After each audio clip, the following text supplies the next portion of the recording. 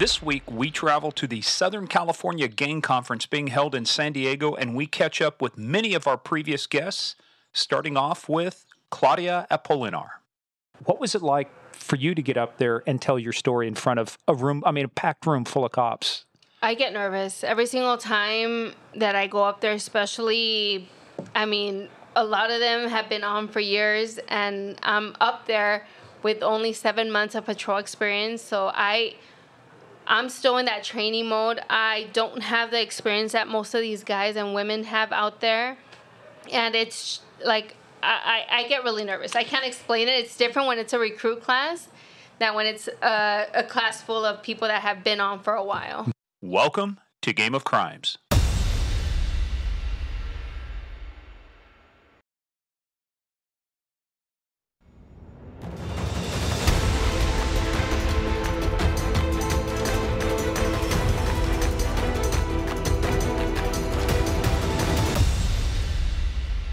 Murph, I am on a hunt. For the motherfucker at Apple who is screwing with my episodes and our episodes, episode 53. If you folks are listening out there, I apologize. Nothing we did. It showed up on the platforms just fine. But every time with Apple, I would upload it. Episode 2 would overwrite episode 1, and it wouldn't even change the ID. It's like every episode has its own ID, its own URL. Yeah. So if you see me in as we found out on our Patreon thing, you can't make this shit up. If I'm in a black baklava instead of balaclava, if I'm wearing baklava, I'm out hunting somebody at Apple. You've been to a Greek restaurant or something. I don't know. Oh God, Lord. Anyway, that was so much fun. Anyway, hey guys, well, welcome back. I'm Morgan Wright. I'm your host with the most. And like we said, we failed to kind of give our bio sometimes. So I am a former state trooper, which Murph has aspired to be, detective, senior advisor, State Department, diplomatic passport holder, world traveler, just nerd. hobnob with kings and queens. Nerd. That's me. He's a nerd. And you? And what are you? I'm an old fart. I'm a retired 38-year police officer, Bluefield, West Virginia, 6 years, Railroad Police, 6 years, DEA, 26 years. So I think it adds 38, right? And wannabe trooper, 38 years. Yes. So we know that. Yeah. Well, if I wanted to learn how to change a tire, I'd become a trooper. So here we go. Here we go again. Here we go. That's White Snake, by the way. Hey, guys, welcome back. And by the way, there's the end of our, small talk. It's in the script. We have to stop with the small talk because we're now into the housekeeping. So housekeeping, hey, that Apple review, Spotify review, just head on over there. Give us 5 stars, 5 stars. We love it when you guys do stuff like that. Really helps us get the show out. Even when Apple screws up the episodes like they did. And look, I got to cut them a break. This is the first time that's really happened. So, but we will figure it out. Also, head on over to our website, gameofcrimespodcast.com. In fact, if you want to listen to the episodes, you can actually listen to them there as well. We've got a little, embedded web player. You can do it all there. Check out our book list. We've got a guest going to be coming up here in the next 3 weeks. He's got 6 books. I'm not going to tell you too much about him right now, but just trust me. That's going to be a good one. This is a legit dude, okay? And check us out at Game of Crimes on Twitter, at Game of Crimes Podcast on Facebook and the Instagram. But Steve, where you got to be, where do you have to be? You got to get over on Patreon and see what we're doing. Holy cow. I think there's more on Patreon than there is on a regular podcast now. There could be. Yes, actually, we have a ton of stuff on there. We just put out our June edition of You Can't Make This Shit Up, and that's where the guy who wore the article read he wore a black baklava. So, maybe that was baklava that was cooked too long in the oven. I don't know. Probably. That's funny, though.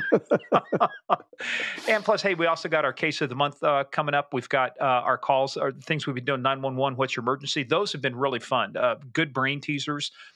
We've always got our good stuff too. We'll have our live stream, our monthly review, all of those good things, but you can only find those on Patreon.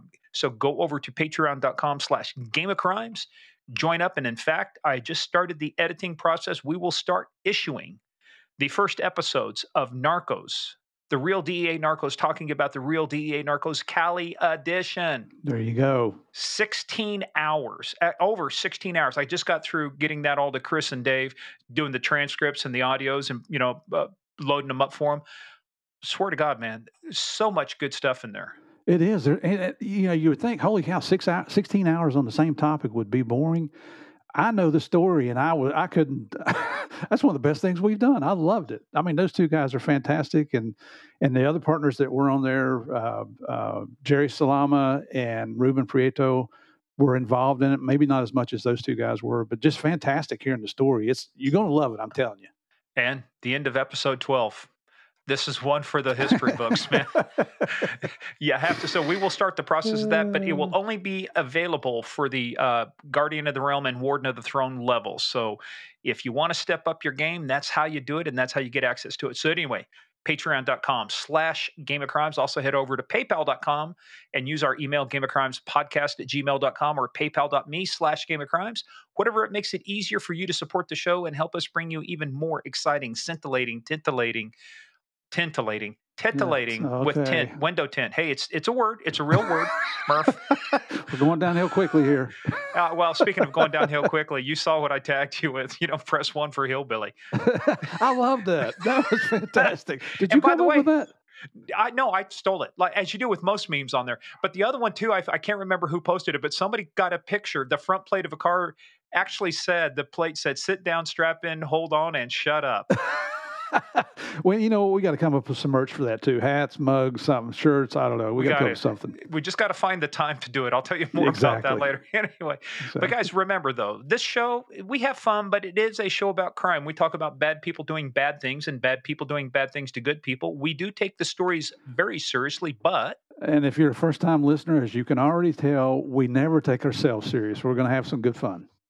Yes, we are. And one way we have good fun is we report from around the world, literally around the world, around the globe, about things happening in your neck of the woods. So that means, you know what time it is, Murph, right? What time is it? It's time for Small Town Police Blotter. Yay! Woo! So, Steve. Let's go. I know you worked a lot of stuff down in Colombia with Pablo, and when they wanted to show people they were serious, sometimes they might do things like, maybe shoot somebody in the hand, or, hit a knee, or, whack, do something, right, to show that they're serious, right? Yeah, they were a little tough. This guy never would have cut it. Gary Blantz, 29, was arrested for kidnapping a bar owner near Lancaster, PA in February. Police reported that Blantz shot himself in the foot with this .45 caliber revolver to show the victim what would happen to him if he were disobedient. Oh, you know what? We should change this over to stupid criminals. That boy don't quite get the idea there, does he? Oh, my gosh. If you don't do what I'm telling you, I'm going to shoot myself. This is what's going to happen. It hurts like a motherfucker. God damn, that hurts. No wonder. What an idiot. I don't think I get it. Can you shoot yourself in the other foot? Then I'll really take you serious. And this guy probably would have done that, right? Or in the head. In the head. You know what? A head like that is probably too hard. The bullet wouldn't penetrate. And if it did, it wouldn't hit anything vital. So. Holy Lord. Oh, my goodness. That's unbelievable. Steve, so this sounds like it comes out of Florida, but it doesn't. It comes out of Angola, Indiana. Not Angola, the country. So Angola, Indiana. So Steve, if you robbed a bank, let's assume that you robbed a bank, even at your advanced age, knee problems, everything. But if you robbed a bank and you hopped in your car, how fast do you think you would be driving to get the hell out of there? Well, now here's the thing. See, I would go normal speed because you don't want to draw attention to yourself. But criminals don't do that. They don't go normal speed. I'm glad you fell into my trap. A 71-year-old man charged with robbing a bank at knife point was held Thursday on a $500,000 bond. Why? Police said Ted Shively of Angola was arrested Wednesday after police noticed he was driving too slow. He was stopped about 5 minutes after Star Financial Bank was held up. Police said he was driving away from the scene about 20 miles an hour. Well, I bet he's white knuckle too. I bet he's got both hands on the wheel just gripping because he is scared to death. Damn. Now, I said the speed limit. I didn't say under the speed limit. Go the speed limit. Go the speed limit, right? Oh, my goodness. So when they got him pulled over, how did they know he was the bank robber? Did one of the bank bags blow up or something? Or I don't know, Steve. I just read the article. I don't do investigations anymore on this stuff. All right. It's still funny. Oh, here's one. If I was going to do an investigation, I would delegate this one to you because that's what that's what you do as a leader. You delegate, you grow people, give them the skills they need to investigate complex cases, right? Just so you know, I got your delegation right here. Yeah. Okay. Okay, Skippy. Michael Sands, he likes my new phrase. Okay, Skippy. Anyway, 12:57. 12:47 p.m., a larceny theft. Steve, did you know that a resident of High Street reported someone came into her house while she was gone? Okay, legitimate so far. Took her cell phone charger and shaved her dog.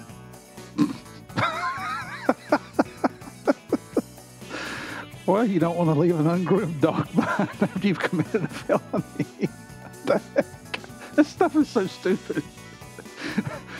Oh, did they catch the guy? I don't know. Basically, I think he made a clean getaway. I don't know. I mean, just follow the guy who's breaking into houses to trim up the old. I don't want to say. Maybe he meant to trim something else. Maybe it's the two guys from Dumb and Dumber in that Wolfmobile there. Oh, well, if you're the felony dog shaver, turn yourself in now. You know what? So, and see, now he's just pissed off the world because you can go steal people's stuff and break in their houses and other people don't get mad. But when you screw with their pets, boy, that's a capital offense right there. Well, that Netflix series, Don't Fuck with Cats, that was, people, you don't mess, you don't tug on Superman's cape, you don't spit into the wind, you don't fool around with the old Ranger, and you don't mess around with people who shave dogs. All right. Anyway. Anyway, hey guys. Going downhill quickly today, no, it's even going to go down worse. So, hey, this is going to be fun because we have set up, Murph and I recently attended the Southern California Gang Conference out there, and Mel Souza and Santi, and you got all the names out there. There's just so many we could mention. Yep. These guys took care of us. They treated us like VIPs, which, I'm used to, except for having the room right next to where they hold the concert. So at 10:30, 11 o'clock at night, the music's still going on. The drunks are outside my window going, "Oh, that was a great concert." Yeah, hey, but you got to listen to Boy George and Culture Club, didn't you? Boy George, got to hear Herb Albert. Yeah. So but still. But anyway, but a great time. We stayed down at the Half Moon Bay. We had the conference at a undisclosed location. And so you're going to hear that. The quality of these recordings is not normally what you hear like us, because this was our first time we utilized our mobile podcasting platform, as we call it, the MPC. We're growing. The MPP, the mobile podcasting platform. We're taking the shit on the road. We deployed it, successfully set it up, and we did interviews while we were down there. And that was interesting because we're going to talk to you about the 4 interviews we're going to do. But the 5th one, we're not going to tell you the name, and we're not going to really tell you what it is because it's going to be a surprise. But we'll kind of give you a hint. So, but the first one we caught up with Claudia Apolinar. Man, it was so good to see her in person. And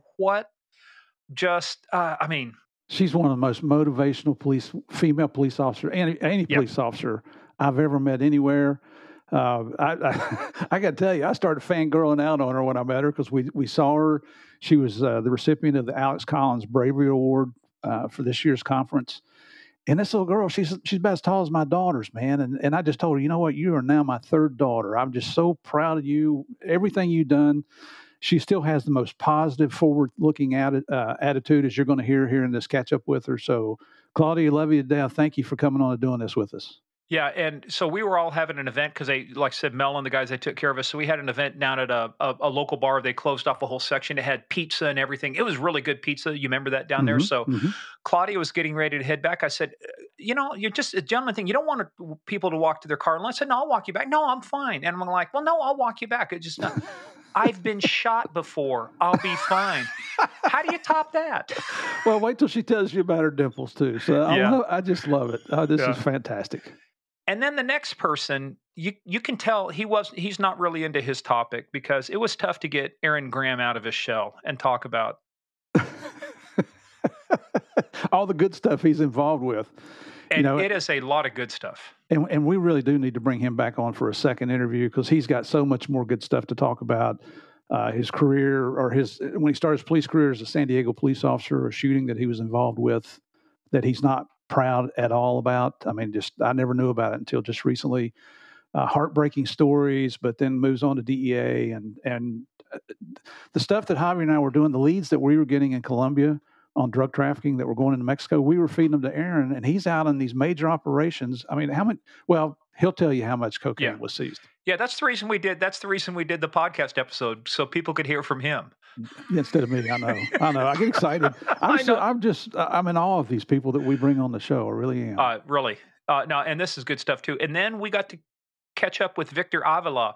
And actually, Murph and I got to work with him after he did a session. We handled the Q&A. Yeah. And you said we set him up. You had it teed up. Victor sandbagged us. I said, "You son of a bitch, you fucking sandbagged us." Uh-huh. And for people who don't know, Victor Avila holds 2 world records for the longest pistol shot. It In was the a 10 world, in the in the world. world. It was a 10 millimeter pistol, was 1.14 miles, 2,010 yards. It took 11 seconds for the round to hit a 36-inch by 36-inch target. Unbelievable. And you guys can see the video on YouTube. Just Google Victor Avila world record shot, and you can see his videos. It's fantastic. I shot competition. I still can't believe it. If I hadn't seen the video, I'd probably be looking at Victor and like, yeah, sure you did. Yeah. Most cops, when they qualify, have a tough time from the 25-yard line, much less the 2,000-yard line. It's phenomenal. Speaking of that, I got my yearly qualification coming back up when I head back to Kansas. So I've been practicing though, man. I've changed a little bit techniques. You got to adjust for age and stuff. So I'll be happy with that. And then Lou, Mr. Eye Candy himself, Lou Valoze. Oh, this guy's. I got to tell you, because this isn't in his catch up. I had the honor of introducing Lou before he spoke at the conference, and he was the final keynote speaker of the entire conference. And that day, Javier and I had been out, a couple of days earlier, I think. No, it was that day. You and I were sitting there, Morgan, at the table. And these girls, I saw them. Lou was over talking to us, and they kept looking over. And of course, I thought they were looking at me. And so, as bashful as I am, I walked over and I said, "All right, ladies, I see you on our table over here. You want to buy one of our books, one of our hats? What are you doing here?" And they're like, could we get a picture with Mr. Valoze? I'm like, well, you got me standing here. You don't want a picture with me? And, and this old guy, this older gentleman comes over, a police officer. He says, "Hey, I'll take a picture with you." Helps me save face, So as I'm introducing Lou, and, we try to make it a funny introduction. And I said, "Let me tell you something too. You ladies out there, I don't want any of you rushing the stage." And I pointed at these 5 or 6 young female police officers. And I said, "I'm specifically talking to you because you didn't want me to take my damn picture today." And they started giggling like little schoolgirls. So Lou's he still got it, brother. I mean, you got it, man. When you got it, flaunt it, right? He does, man. And it was so good because he's following up on his book. He's got some good stuff going with his little small feature, that they've put out to some movie festivals. They've got, and actually you guys have some interest potentially in something between you and JP and Lou, right? Yep. Yeah, we're working on it now. Had a little snag with one of Lou's attorneys that young man, he wasn't a young man. The attorney passed away. And so we're just having to wait till everything gets, figured out on the legal basis. And then we're going to jump in, hopefully, with both feet. And when we can announce it, you will be our first people to know. We'll announce it right here on Game of Crimes. That's right. And now our 5th guest that's going to be on this catch-up, and sorry for a little bit of the long introduction because this is kind of a unique thing. Mm-hmm. We're not going to tell you too much about him other than, Steve, this was a totally unexpected interview. We had no idea. We knew he existed. We just didn't know he was going to be there. And when they introduced us to him and he said, "Yeah, I am X," we're like, no way. Yeah, we're like, dude, listen, we got a podcast. Can we interview you? So this is a surprise. So I'll me, if I keep talking, I'll let the surprise out of the bag here. So I'll show you. Yeah, there's 3 forms of communication: telephone, telegraph, telemurph. There you go. There you go. Especially when we're talking about law enforcement, because these are my heroes. Well, remind me not to rob a bank with you. You'll rat me out in the first 3 minutes after you get caught driving away 20 miles an hour below the speed limit. Hey, the first one to snitch gets the best deal. That's the way it works. We'll see. You only have to snitch if you get caught. If you don't get caught, it's not a problem. Yeah, well, I don't think you have to worry about me robbing banks. I'll eat cat food first. Yeah. Hey, some of that cat food, not too bad. Not that I've tried any. Maybe accidentally. And here's a point of pride. Just because we retired does not mean that our oaths ever expired. We took an oath, and it continues to this day. Yeah. Some people, though, they kind of fractured their oath, and they need to go to prison. We ran into one of those down there. I don't even want to give this guy airtime. We'll just leave you with this. We ran into somebody who spoke down there, former cop, got connected with the crime family, ratted out his own brothers and sisters, gave information, took money, took drugs. And this guy acted like it was no big deal. And I got to tell you, what a piece of shit. I was embarrassed to be in the same room with this guy who had worn the badge. He did 14 years in prison. I'm with you 100%. That wasn't long enough. He's not one of us. No. He's one of them. One of them. But that being said, I think it's time we get into the interviews. Now, again, remember, these interviews are not the high quality that you've come to expect from us. We've leveled the audios. We've done our best, but these are actually in a building. You know, we had a room set aside for us. You might hear some of the conference stuff going on in the background, but I tell you, it's going to be fun. But Steve, there's really only one way people can hear this, and that's we have to ask you: are you ready to play the biggest, baddest, most dangerous game of all, the original and unadulterated game of crimes? Truly, get in, sit down, shut up, and hold on. This is so unique. I can't wait to hear it again.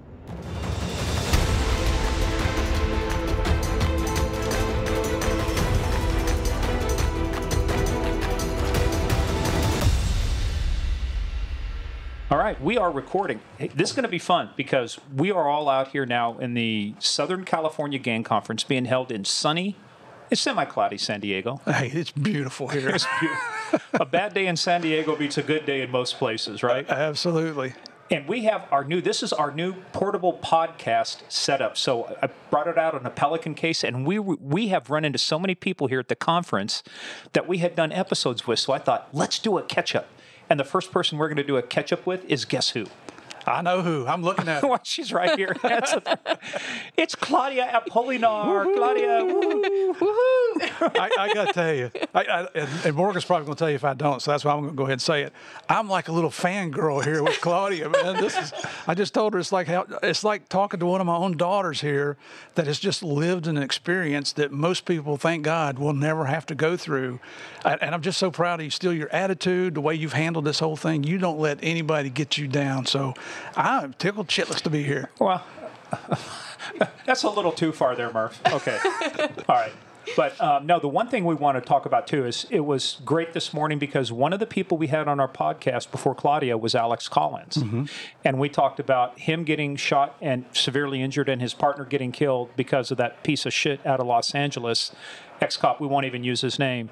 But they created the Alex Collins, basically, award. Yeah, Bravery Award. The Bravery Award. And guess who got the Bravery Award this morning at the conference? Yeah, Miss Claudia. You know, I told her, too, Morgan, we knew about it. We just couldn't tell her. Yeah. We've known about it since we did the interview with you. Oh, really? Yeah. When did you find out? I don't remember. I mean, it was right before I came over here, but I spoke with Mal, and he told me about it. And he's like, "Oh, maybe like Alex Collins might be presenting it to you." So I'm like, "Oh, awesome!" Like, because I mean, I remember hearing what happened that day, mm-hmm. and I mean, just especially yesterday, I had seen his interviews, the podcast with you guys, and yesterday actually hearing his presentation in person, and when I was hearing him talk, I immediately thought, I'm like, those are the same things that are going through my head, that went through my head during that time. So it was just a lot, like, it clicked. I'm like, that's what I felt. And, I mean, to me, like, this is special because it's, I mean, like, I've gotten other awards, but this one was different, coming from being Alex's Collins Award. So it's different. It's different. And like I said, like, what he went through, what he's going through, and it's like the same things that I'm going through. Yeah, maybe our injuries are a little bit different, but mm-hmm. I mean, it's pretty much the same. It's not a contest, you know that, Claudia. Oh, my injury is bigger than yours. Look over here. No, and I'm glad my injuries, I mean, being a female, it's like I did not want to have a huge scar on my face, or like, I mean, I have little dimples now. I have dimples exactly. that God gave and they're me. Cute. They're cute. You just took the words out of my mouth. I said, I have dimples. I'm thinking this is as close as I've been to you, and they look like dimples. They look like dimples, so it's like, I'm like, the way I see it, it's like God gave me some dimples. There you go. So. That's a tough way to get them. Yeah, but you know what is so amazing is after we did your episode, we had one thing Steve and I have tried to do, look, we're a couple of old white dudes, but people think, oh, you're just, typical. No, we have interviewed people from all across the spectrum in law enforcement and the good side and the bad side. And one thing I think I'm pretty proud of that we've done is we've highlighted a lot of stories of women, strong women in leadership. Pam Barnes, Sherry Oz. Sherry Foster. Sherry Foster.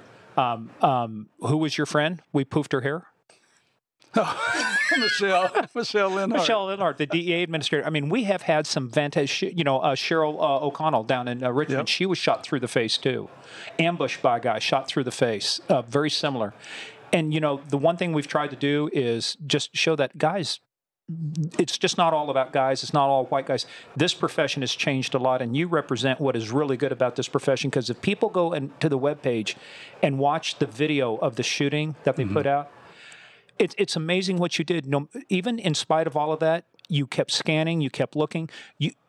By the way, when that shooting happened, how long had you been out of the academy? 14 months since I graduated. Wow. You're still a freaking rookie. Wow. And I'm still in rookie mode. So it's like when I see someone like, hey, sir, yes, sir, no, sir. She doesn't do that to us because she's such a big star here. She goes, hey, get out of the way. And would you get me a water? Hey, you old guys, move. Yeah, move you old guys. Hobble your butts out of the way. Yeah. But so we were talking yesterday, too, because it was great. I saw you in the lobby, and it's like, there she is. There's Claudia. And we hung out at the 3-hour, oh, my God, training. I had to go pee. It's like, I could only 2 hours of this. It's like, dude, you got to take a break. He did. It was good stuff. But, it was like, but I had to pee. That's why I didn't finish my water. I'm like, nope. Not going to do it. But so tell us now, on your journey now on recovery, we talked a little bit about that. So since we did your episode, how are things for you? Where do you stand now physically in terms of your rehab, and how are things going? So from the last time that we had the first interview, I had a little setback where the therapy, when I was going to physical therapy, my wrist was getting aggravated. It would aggravate it, and I had a lot of pain where I couldn't do anything after I did my physical therapy. Mm-hmm. So my doctor had kind of stopped it for a bit to see if it was a physical therapy that was making it worse, the pain. So I stopped that for a couple of months, and just recently I started doing therapy again for my hands. But this time it's not just my hand; it's like the whole working the entire arms, the forearm, the bicep, the tricep, the shoulders, everything. So I just started with therapy again, and like I said, up until now, everything has been going great. I feel like I'm getting stronger, but I'm not where I want to be enough for me to go back to work. Mm-hmm. Because like I said, it's like right now I could barely pick up a case of waters, and I can't hold it for that long. So I want to make sure I'm good enough for me to go back to work, at least light duty. And that's in case anything happens in the station, because it's like most likely they're going to have me working the desk, answering phone calls or something like that once I go back. And things still happen at the station. So we've seen it plenty of times where... saw it happen in Detroit. I was at ICP one year. They gave an award to a guy. That was when the guy walked into the Detroit police station and started shooting everybody up. I mean, just absolute targets. Yeah. It happens. And there was here not too long ago in LA with LAPD that there was a shooting. A guy went into the station and he took the officer's gun and started shooting at him. And it all went down in the station. Jeez. So I don't want to be a liability for me not to be able to, if something happens, to go out there and try to save whoever's out there. So I want to make sure that I'm close enough to 100% where I'm able to help out and not be another casualty in case something happens. Right. So right now, that's what I'm doing for my arms, still doing the physical therapy. For my mouth, it's just pretty much just a waiting game. I have the Invisalign. I don't have them on right now because I talk kind of funny when I have them on. So I have that on, and then hopefully a few more months of that. And then if everything goes well, I won't need another surgery for my jaw. Nice. Well, we still have to do that there because I told you, I said, just want to say, Claudia, you got a little bit. Yes. So that's the thing. Which I'm fine with. my lower lip and my chin are completely numb. So whenever I eat or I drink and I have something here, I don't feel it. So I'm constantly going like cleaning myself, but that's my least of my worries. My cat does the same thing too, constantly cleaning herself. So you look like a cat licking, Yeah, Well, that we were talking to Alex Collins this morning, and Alex's wife was with him, and he was praising her because she's known for wiping his chin off because he has dribble coming down for the same reason, but understandably so. Yeah. Yeah, it's fantastic that you can sit here and laugh about it, because so many people would let a traumatic event like this get them down, and they lose either their will to live or their will to stand up for themselves. And I know I keep saying the same damn thing about you, but honestly, I couldn't be more proud of you if you were my own daughter. I mean, I just love the way you're handling this whole situation. Thank you very much. I mean, the way I see it, it's like you have to. You can't let something, I know not everyone's the same, but at least the way I see it, I have a little kid, I have a family, and I wouldn't want them to see me sad, depressed, crying about it. Obviously, there's times where it does hit me, but it's not where I let it take over my life. And it's not going to take over my life because I know what I was before and what I am after. And it just gave me a second opportunity at life, and I'm not going to let that go to waste and just take advantage the most that I can. What a motivational story. You might have given this speech a couple times. We were talking about that. This is you presented yesterday here at the gang conference, and you said that's only the second time you've done an outside presentation, right? All of it has been internally to the Sheriff's Department. Yes. So what was it like for you to get up there and now present to basically all of your peers, other people? And a lot of these folks they've never been in a shooting, or never been shot. Some of them have been involved in officer involves, OISs. But what was it like for you to get up there and tell your story in front of a packed room full of cops? I get nervous every single time that I go up there, especially, a lot of them have been on for years, and I'm up there with only 7 months of patrol experience. So I'm still in that training mode. I don't have the experience that most of these guys and women have out there. And it's like, I get really nervous. I can't explain it. It's different when it's a recruit class than when it's a class full of people that have been on for a while. You know what they call it? Some people call it, it's like imposter syndrome. It's like, I shouldn't be up here. I'm not. And it's like, but here's the thing you have to remember. And if you go back and look at the video, very shortly after the shooting happened, your partner, he's obviously stunned because he's been shot in the head. It's bounced. He's got a bad, it's hit his head. He's badly wounded, and you're able to get him, bring him over to cover. And like I said, you may have only had just a few months on, but you got the tourniquet out, you got it up on it. You remember the training about getting it high up on his arm, getting it stopped. And then it wasn't too long after that. And I tell you, it's just, I was frustrated listening to the radio traffic again because I know what you're saying, and I'm going, come on, dispatcher.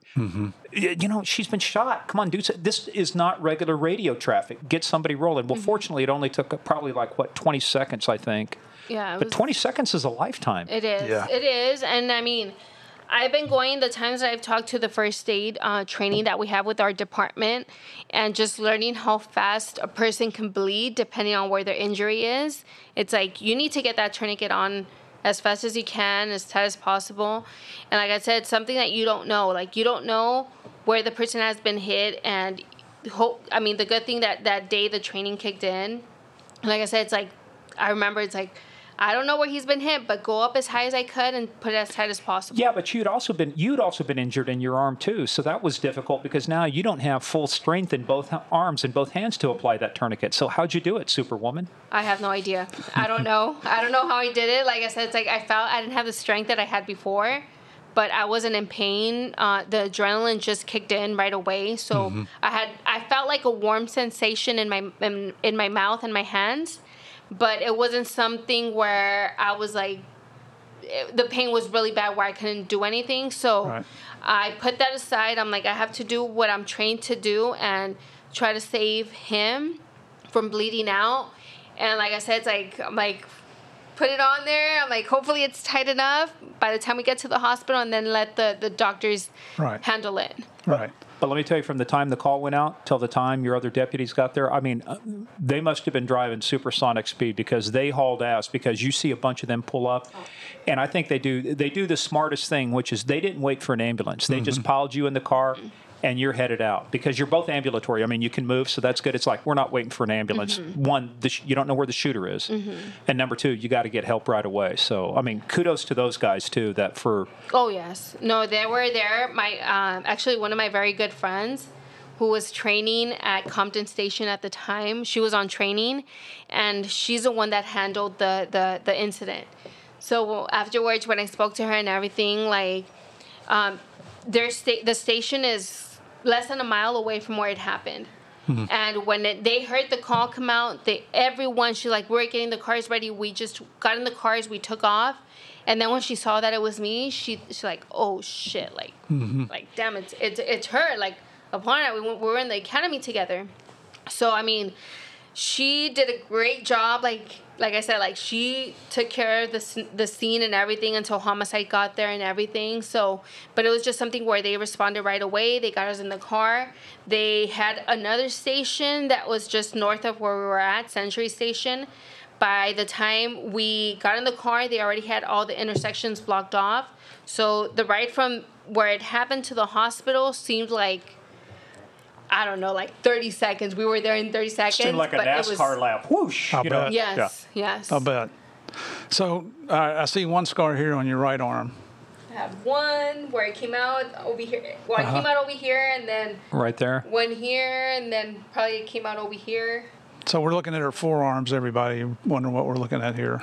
And that, you had 2 broken arms then, right? I had both of the bones in my arms were broken. And put a tourniquet on your partner. Yes. Ladies and gentlemen, this isn't something easy. This isn't, you just do this. How do you do that with 2 broken arms? And I watched the video again this morning when you were getting the award. Yeah. I get pissed off every time I watch it. I watched that son of a bitch just walk up in cold blood and just fire shots into the car. And then, like the brave little piece of shit he is, he goes running off. Yeah, like a little frightened rabbit. Well, which brings me to my next question, because we asked you about this yesterday, too. So, this happened quite a while ago, and it takes forever for a case to get through the court. So let's talk about the status of the case, because something just happened last week. So, what is it? The 24th, I believe, they just had the preliminary hearing. And how long ago was your shooting? It was about 1.5 years, back in September 2020. So what is it they don't get about preliminary?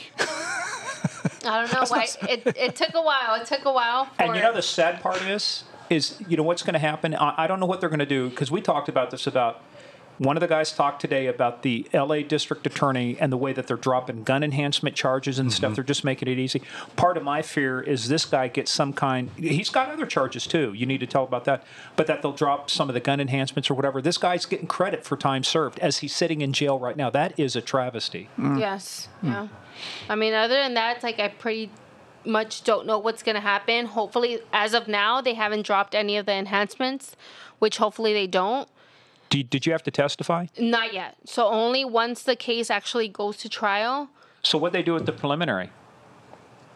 Were you even notified? There. I was notified, but I wasn't there. Why didn't they? So that's interesting, because you would think you're the victim. Your officer, Manny, right? Perez. Yes. Why did he have 2 last names? We need to ask him that. I think his dad is Perez and his mom is Perez, so they just put Perez. Okay. Because usually, I mean, like in Mexico, it's like I know it's paternal then maternal. Yes. I only have one, so it's like I don't have to deal with both. It's easy to remember that way. Yeah. But that's amazing too. I'll tell you real quick too. A quick story. One of our officers was the victim of an aggravated assault one time, and you know the standard procedures when you go to court, they sequester witnesses. They don't have you in there. Well, they moved to sequester, and this was planned out before, as I found out later. They kept him there at the chair, and the defense attorney says, no, Your Honor, we sequestered them. And the county attorney got up and did a really good job. Just because he has a uniform on does not mean that he is not the victim of the crime. He's the victim of this crime. A victim has the absolute right to be in this court.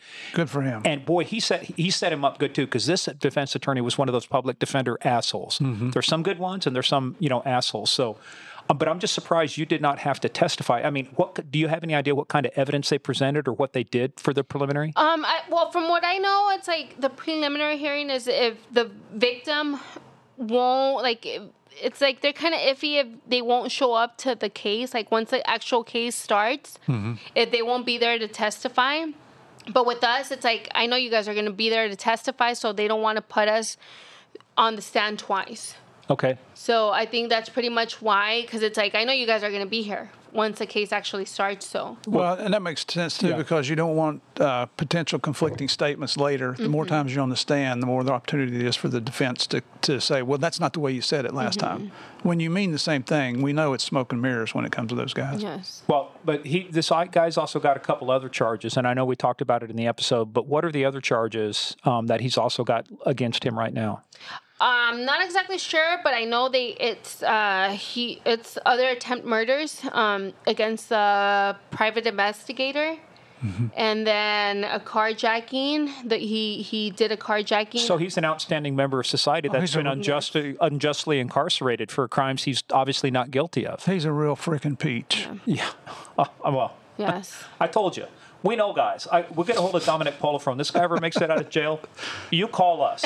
We'll take care of stuff. So, now, do you have any idea now when the trial's going to be? From what I was told, probably about a year, depending on because COVID, everything with COVID, it slowed things down in the court. So it might take about another year for the actual trial to start. Yeah. So. Well, and you and I had this conversation this morning. You're still moving towards your goal, which you told us there at the end of the podcast last time. She wants to be a state trooper. That's what she told me. She wants to be a trooper. Oh, gosh, Claudia, We don't have troopers in California. There you go. You tell. All right. That's right. Okay, podcast over.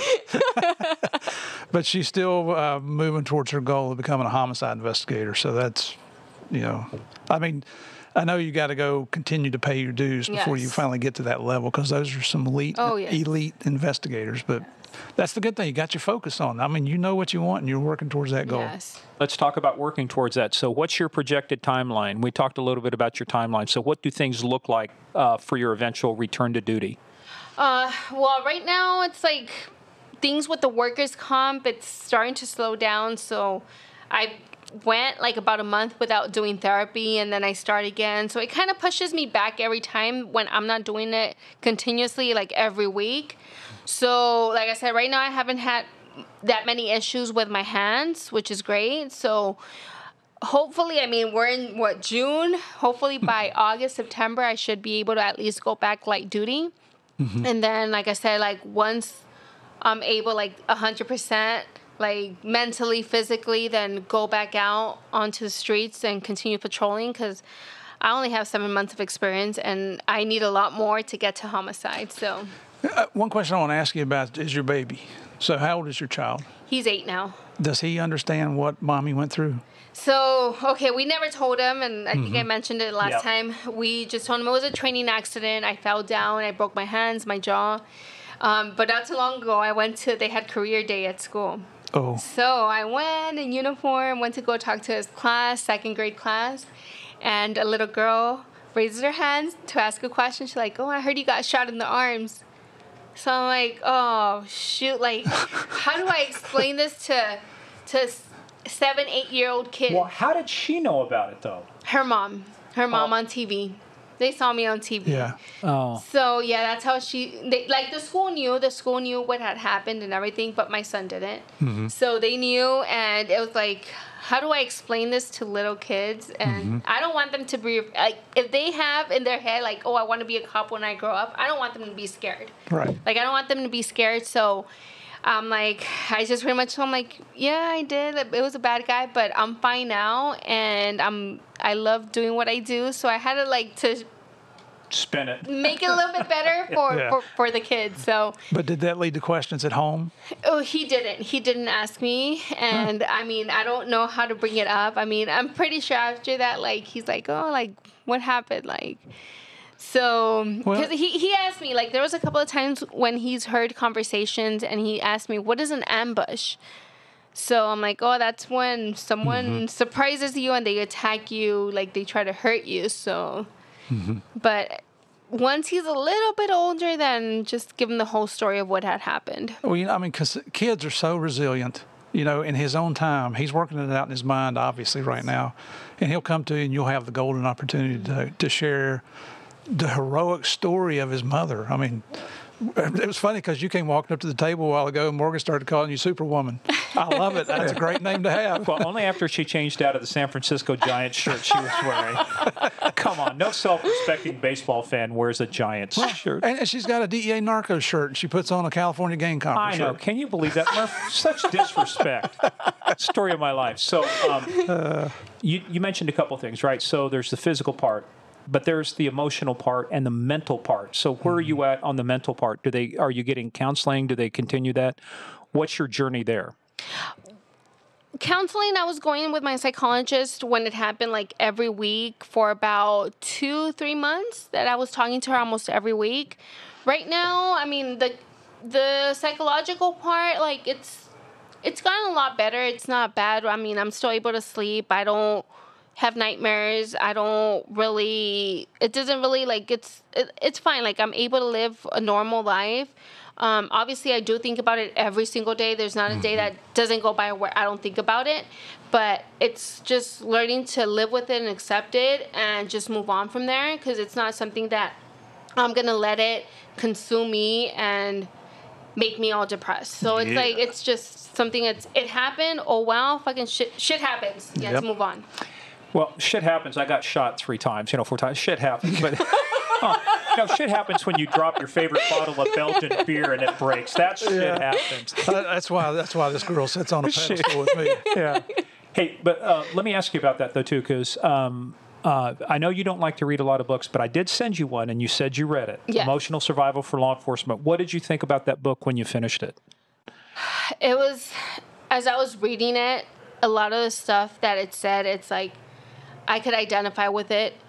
And like I said, it's like you go through so many roller coasters throughout your career. I haven't been on that long, and just for me to go on this roller coaster immediately, and I mean, like, I don't know what's going to happen later on in my career, how it's going to be, but it's just something that, it's not just me. It's not just something that I'm going through, but a lot of other officers and deputies go through. And I mean, the way I see it, it's like life, like, you need to live your life. Like, one thing is your job, one thing is your family, and I'm able, like, now I appreciate, like, before I was, like, working all the overtime, and, you know what, like, my family, like, I would spend more time at work than with my family, but since this happened, it's just appreciating your family a lot more. Mm-hmm. And you know what, my family comes first before my job. And like I said, it's like what happens at work, not let it affect you as much as other people. It affects them. So after, like I said, after reading the book, it's like, how do I explain it? It just reinforces your priorities, I guess. It does, and it's like I identify with a lot of the stuff that what's in the book, and it's a great book. Careful too, and some of the things in that book, it's called Emotional Survival for Law Enforcement by Kenneth Gilmartin. But you got to be careful of isolate. The one mistake a lot of folks make when they have trauma and stuff, like, they isolate themselves. They cut themselves off from people. They retreat into a cave. They don't want to make decisions. I mean, how many times have you come home after a long shift and somebody, your husband or the kid says, "Hey, what are we having for dinner?" You go, "I don't care. Just pick. I don't want to make a decision. I've been doing this all day long." And your circle of friends gets smaller and smaller. That's why I wanted to send it to you. I forgot to bring some copies out here because I was going to give a couple away. But no, I'm just so glad about that. Now, how often is there any mandated counseling that you're still required to go to now? No, not really. I know I had done, the last time that I spoke with my psychologist, we did the debrief. So usually when we have an incident, like, you have to go to the psychologist, debrief the incident before you get cleared to go back to work. So the last time that I spoke to her, she cleared me. But she told me, like, I know it's like, it's probably going to be a couple months from now. So before you go back, you can reach out to me, and then we'll talk about it. That's up to you. She's like, it's up to you. But, like, I'm going to write this down that we did the debriefing, and then it's just pretty much whenever you want to talk to me, just let me know, and I'll be here for you. Nice. But now, more importantly, did you read the copy of Manhunters we sent you? I did. Hey, there you go. Now, I did. That's why she's ready to go back to work. I'm ready. Where's Pablo? Oh, sorry, Pablo's dead. Pablo. Oh no! And then after I saw because I had seen the series when it came out, but it's after it had been a while, and it's okay. Well, after I spoke with you guys, I'm I need to see it all over again. So I saw it all over again. I'm I want to be like him when I grow up. Oh Lord, you really lowered your sights. I don't want your head to get too big, Steve, but we've been catching up with folks here like Claudia, but we've also been setting up some more episodes. So we're in talking to that guy from that does the gang intel, the other Steve. Mm-hmm. He didn't realize until I told him. He was sitting there and I'm going, yeah, no, that's Steve and Javier. Those are the guys that helped bring down Pablo. That they did Narcos after. He took a deep breath. He goes, "That's them." Well, because he sees two broken down old men sitting over there. A couple of old farts, yeah, a couple of old farts. It's no, that's him. So, but that's us when we see you. It's Claudia. That's her. Oh, man. And I tell you, guys, we've been sitting out in the hallway. So many people are coming up. They're proud of you. You got. I'll tell you, the biggest badge of honor you can have is the respect of all the other peers. Absolutely. You can give all the awards you want, but if you've got the respect, they can give anybody an award. They gave a couple assholes award that never should have got it in Alex Collins' case. Absolutely. Yeah, but you not only do you deserve that, but just when I see the admiration come up, and these are big guys, tall guys, big girls, small girls. We've got Asians here, we've got blacks, we've got Hispanics, we've got whites, we even got some Canadians, eh? Mm-hmm. Hey, Yep. got a few Canadians. And everybody, to a person, comes up. Because I watch their eyes, and they are so genuine, in their sincerity and their appreciation for what you went through, and so are we. I mean, it's if it weren't for people like you, people like us couldn't live free. Yep. Hey, and one other thing, she's getting like Victor Avila and holding back on us. So, you made a trip to the White House recently, didn't you? I did. Yes. Now wait a minute. The big question: did Joe Biden sniff your hair? And don't lie, because I already got the answer. I'm setting you up, so be truthful. He might have, but I got a chocolate chip cookie from the White House. Hey, there you go. That was worth the trip. That is a trick all these guys pull. Hey, I have a little chocolate chip for you, kid. So McDonald's would have been better, but... Oh, there you go. So, what'd you say, the McDonald's? McDonald's. I thought you said the massage would have been better. I did miss that there for just a second. Yeah, but it was the extended handshake and the very long hug. Yes. She's nodding her head. yeah. So, what was your reason for being at the White House? Tell us about that. So, that day when it was on a Monday, that's when he had a conference regarding ghost guns. So, we were invited since the suspect used a ghost gun on us, and he was announcing some major change in. It was for the ghost guns, so some potential legislation. Yes, for the ghost guns, just to make have more control instead of just ordering it online, and then that's pretty much it. So having any other gun from a manufacturer with the serial number and going through the process. Yep. But did you receive some type of recognition? No. Just a chocolate chip cookie. You're kidding. Well, Steve, it's a chocolate chip cookie from the White House. Well, I've gotten a box of cookies from the White House, and they are the best. They're Baker. Have you ever seen him? I have not, but I've heard so many stories about the legendary meals, and especially when they're in the off hours. My neighbor up the street is on the VP protective detail for Secret Service. We've had just a couple things, but I said, "Is it true? There's some good chow there." He goes, "It's the best." He says, "I can't discuss that," but he's nodding his head up and down. It's yes, it is. Well, the baker at the White House, and I was still with DEA at that time. We went for one of the evening tours, and he took us in the kitchen because he's the White House baker. This man has arms as big around as my waist. He's a massive man. He made Arnold Schwarzenegger look small. And he's baking all these wonderful treats, man. It was great. It was fantastic. Well, I was reminding Claudia, she may not have listened to the episode, but if you hadn't, shame on you. You need to listen to the episode with Mike Neal, the Game and Fish warden from Arkansas. He was involved in the shootout with the two sovereign citizens that killed the two West Memphis officers. He got his award. We actually found the real video of him nut checking the vice president, which was Biden at the time. No video exists of the hug, does it, or the handshake? But you got to. I went to the White House and all I got was a chocolate chip cookie. That's the new T-shirt. I wasn't allowed to go in there with my phone. I had to take off my iWatch too. Yeah. They take the stuff seriously. Yeah, you had to do a background check before you go up there. And so, but what was it like? Where was the actual meeting with the president held at? Well, the conference was in the Rose Garden, and then after that, they took us into another office, and then they took one person at a time into the Oval Office. So cool. We took a picture in the Oval Office with our mask on and everything. So that was pretty cool. Well, if you have your mask on, how do we know it's you then? I know. You won't see anybody else with those cute little dimples she has now. I got the dimples. All right. Well, this is cool. We're trying to limit these to just like 30 minutes, just catch up. So we're going to do a variety of these to the others. But look, it's good to see you here. You still got a couple more days of us. So, yes. Oh my God, I don't know how we're going to survive it. You're gonna be so sick of him. Everybody, as we were on stage this morning, and I said, "Look, I'm sorry if I've offended anybody. Just hit me up. We'll do an episode about it." So There you go. We're looking for episodes. All right. Well, look. Hey, this is great to catch up with you. We're going to let you get back to the training and the conference because you got to be in the class to get the credit for the training. So, Yeah. But we'll cover for you. Okay. Thank you so much again, Yeah. Claudia. Thank you. True freaking honor having you here. Thanks. Thank you. The honor is all mine. Thank you very much.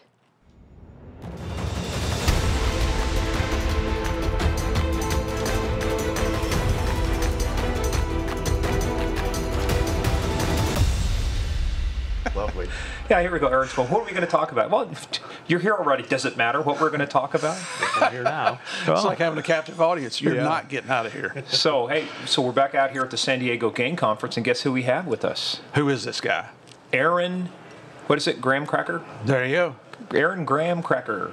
That's Mr. San Diego. He's one of the original police officers that started the San Diego Police Department many, many years ago. Back in '05. Yeah. And he's probably wondering why he agreed to come here and talk to us again. This shows you lack common sense and good judgment, which we will reflect to your employer. The more things change, the more they stay the same. Thanks, guys. Well, hey, no, what we're doing is we're out here. We've got a lot of folks out here, too. So we talked to Claudia yesterday. We're talking to Aaron today. We've got Lou Valoze out here. We've got Alex Collins out here. We've got Victor Avila out here. Several people have been on the podcast. So the whole purpose of this, hey, let's just do a catch-up, see what's going on. And as we got to talking, like Victor did with us, he sandbagged us about something. You sandbagged us, too. You want to know what it was about? Yes. $500,000. Yeah. Now that you've admitted it, sir, let's have the admission now. Let's talk about that story real quick. Dude, Steve, what was your bounty? 300? 300,000. So, I guess it's inflation, Well, as we've learned, and we just learned, I just learned this morning also from Aaron. I guess this was at the same time we were in Colombia and you were in Mexico, right? Yep. So explain about the $500,000. Well, I want to know why you're worth more than Murph, too. Well, I hold Murphy and Javier responsible for my little issue. When we Wait a minute, little issue. A $500,000 bounty is not a little issue. No, here's the difference. It was 300 for me and 300 for Javier, so that's 600, and his was only 500. Yeah, but 500 for him. Anyway, that's my story. That's the math. So I say Steve and Javier responsible because when we were in Mexico and we were exchanging information back and forth, and when after Vice President Bush's task force in the Caribbean kind of started shifting the traffic from Colombia through Mexico instead of through the Caribbean, we started working very closely with Steve and Javi and communicating on leads and trends and what have you. And so based on that, we started doing some more proactive investigations, and in a short 14-month period of time, we seized 50 tons of cocaine, and think about that. People on both ends. 50 tons of cocaine. 50 tons of cocaine. So 50 tons of cocaine would have translated into how much? Wait a minute. I can't count that. I took my shoes off. I can't count that high. Sorry. Yeah, I can't either. But the other thing is you got to break it down to the kilo, and then if they were stepping on the street in Chicago, so it's clearly hundreds of millions of dollars. Here's a rule of thumb that we used to use, and this is why you see such high prices when there's drug seizures. Ranking police officials and prosecutors want to make it sound the most expensive they can. So the going price of cocaine was $100 a gram on the street, and that may have been stepped on several times. So you just, even at $100 a gram, and there's 1,000 grams in a kilo, which, see, we're educational here, and then multiply that by 50 tons. It's just astronomical. That's what's... Yeah, it's 100,000 pounds, right? So, and honestly, during that era, we would be chasing airplanes. The Air Force out of Howard Air Force Base would do a handoff to our P2s. We'd be chasing 3 or 4 or 5 airplanes to the ground in Mexico where we would raid them. So before we get too far, because we're talking about like P2s and P3s, like the Orion, was that a P2? Was it an Orion? We were, the Air Force that had permission to fly in Mexico was a P2. And then they were vectoring us in. We were in turbo commanders with the Mexican Federal Police.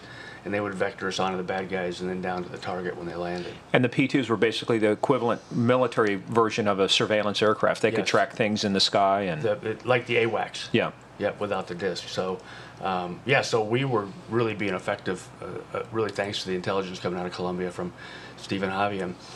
So fast forward, I'm leaving the consulate one day, and like we were always taught to do when we deployed to high-risk assignments, I would make a couple different turns to see if anybody was following basically me. The equivalent of a surveillance detection route. Right. Counter surveillance. And so one day I was 33, 34 months in country, and I saw this guy same turn 4 times, which didn't make sense because I wasn't going anywhere. I was simply just cleaning my tail to see if anybody was following me, and there he was.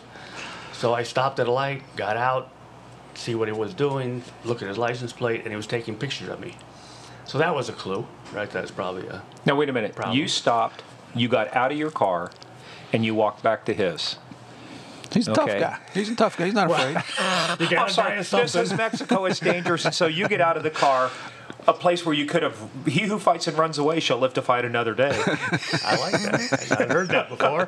Well, I wanted to know what was going on before I called the country attaché and the regional security officer. But when I saw him taking pictures, right, I'm a trained observer. I said, that's not good. And so I went back to the consulate, and I called my boss, called Mexico City. They sent some Mexican federal police officers up to have an enhanced conversation with this subject. Did you pick up on that term? No, just a minute, because we're talking about that. Okay, let's explain what enhanced conversation, because is that a very vigorous conversation where you're using big words? I'd say it's more of an intense conversation where you're really trying to get to the truth. You think, like, instead of big words, big sticks? Yeah, there you go. That's a better explanation. Gotcha. You said it. And so just a few days later, I was advised that the Quintero Payan family, which were the cousins of the Caro Quinteros, Rafael's family, had issued a $500,000 contract to figure out where I was so they could pick me up. And real quickly, tell everybody who Rafael Caro Quintero is. So, of course, Rafael Caro Quintero was one of the original founders of the Guadalajara cartel with Miguel Felix Gallardo, and Caro Quintero really was the principal savage behind the kidnapping, torture, and murder of Agent Kiki Camarena in Guadalajara. And folks on the podcast can't see it, obviously, but if you look at Aaron's lapel, tell them what's on your lapel there. Yeah, so I like to wear this pin. It's a DEA badge with a small red ribbon across the top that says, "Remember Kiki." And Stephen Javier and I wear those for congressional briefings, and we like to give them to people that we meet along the way who are really making an effort, and we say we're deputizing them in the ongoing war against that issue. And the fact is, Caro Quintero walked out of prison a couple years ago in Mexico before finishing his sentence, and he's now #1 on the Marshal's wanted list. By the way, the rewards for justice, guess how much he's worth on the U.S. State Department rewards for justice? How much? $20 million. Whoa.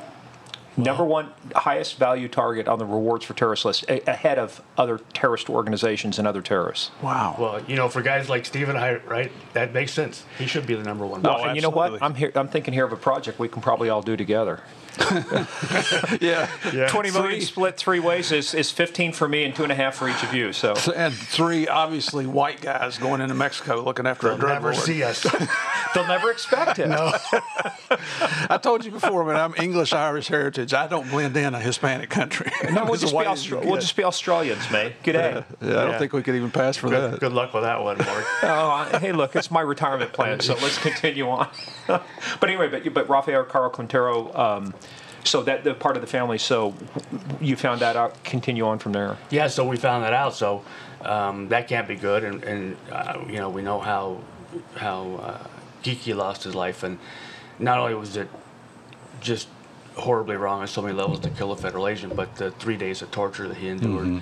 They clearly want to know everything we were doing, how we knew what we knew, and if you read Desperados by Elaine Shannon, you learn way more than you ever want to know about what torture looks like and why they do it and how they do it and what the goal is. And so And I just didn't want to get dead at that time either, let alone be tortured. So I immediately went back, and it was time to have my wife and infant son leave the country immediately. And so we took care of that, and then we just planned my exit as well, and it was time to leave. How long did it take to get your wife and kid out? Same day. And Okay. they had evacuated, unfortunately, on a few previous occasions when stuff happened. And so they kind of had experience. Well, Jack was, I don't know, 8 months old or 10 months old. So, but my wife was, she knew how to pack and go. And a friend of mine from the agency, because it's kind of a long stretch between Guadalajara, where we lived, and the airport, it's like 45 minutes of just a death trap in the middle of nowhere. It'd be very easy to pick you up. So when I would have her leave, I knew they were principally watching me. So I would have this friend of mine from the agency. Well, when you say agency, we're talking DEA or the agency? The agency. Okay.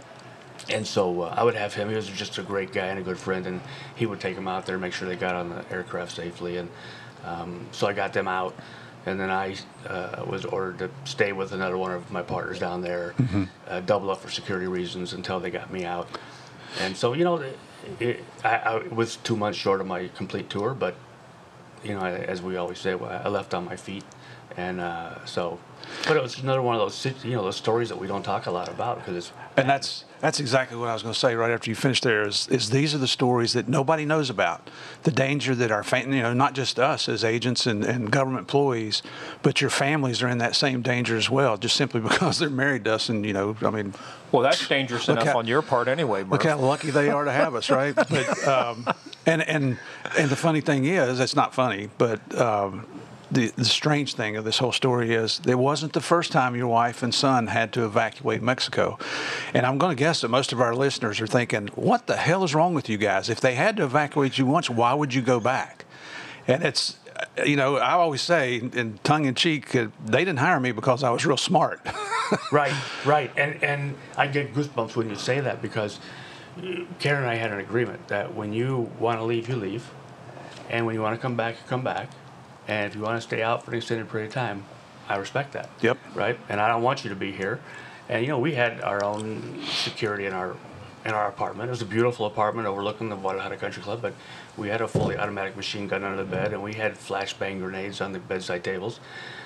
And all that wasn't something Karen ever planned on knowing how to do or didn't really want to know. She also knew the consequences of inaction. It was going to go badly. And to this day, she doesn't really talk about it, and that's okay. I don't blame her. Yeah. She doesn't want to talk about it. She survived it, and she's a, you know, all-American wife, just like Connie, right, for doing it. Yeah. And I don't bring it up. It's probably why we didn't talk about this the first time, just because I kind of have conditioned myself not necessarily to talk about that because it's not a positive thing. But it is, to your point, Steve, it's something that listeners and people should just generally know how hard this is for couples. Right. So how did you find out about, though, the bounty? When did that intelligence get to you? So it took 3 days because the special unit from the Mexican Federal Police had come up from Mexico City to have this conversation. And, of course, they had to report back to their people who reported to our people in Mexico City at the embassy who then reported to us. Yeah. Bureaucracy at its finest. Man's life's on the line. Not We're worried about swift. bureaucracy. Right. Although what's interesting is I didn't know about the number until years later. I just heard that was this is who's doing it, here's what it looks like, and you got to go. What kind of a briefing did they have? So when they came in and sat you down, how did that kind of conversation go? Interestingly, it was a very casual conversation about here's what we learned.